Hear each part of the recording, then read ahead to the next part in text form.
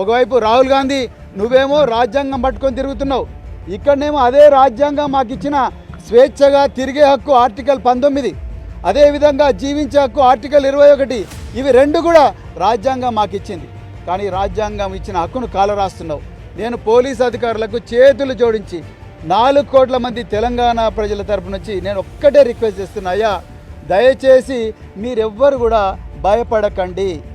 ఏ party కూడా అధికారంలో శాశ్వతంగా ఉండదు. శాశ్వతంగా ఉండేది కేవలం రాజ్యాంగం మరియు చట్టం మాత్రమే. మీరు భయపడుతున్నారు, మీరు బెయిలబుల్ సెక్షన్లలో మేజిస్ట్రేట్ల దగ్గర పంపిస్తున్నారు, తప్పు పంచనామాలు రాస్తున్నారు, తప్పు కన్ఫెషన్లు రాస్తున్నారు, మీరు ఎఫ్ఐఆర్ మావి చేయడం లేదు, మీరు జీడీ ఎంట్రీలు పెట్టడం లేదు, కనీసం మాకు అక్నాలజ్మెంట్ కూడా ఇవ్వడం లేదు. మీరు ఎందుకు భయపడుతున్నారు? ఇవాళ ఉంటాడు, రేపు పోతాడు ఈ కాంగ్రెస్ వాళ్ళు, రేవంత్ రెడ్డిలు. రేపు మా పార్టీ అధికారంలోకి వస్తుంది, రేపు ఇంకో పార్టీ అధికారంలోకి వస్తుంది. మీరు తప్పకుండా చట్ట ప్రకారంగానే డ్యూటీ చేయాలి.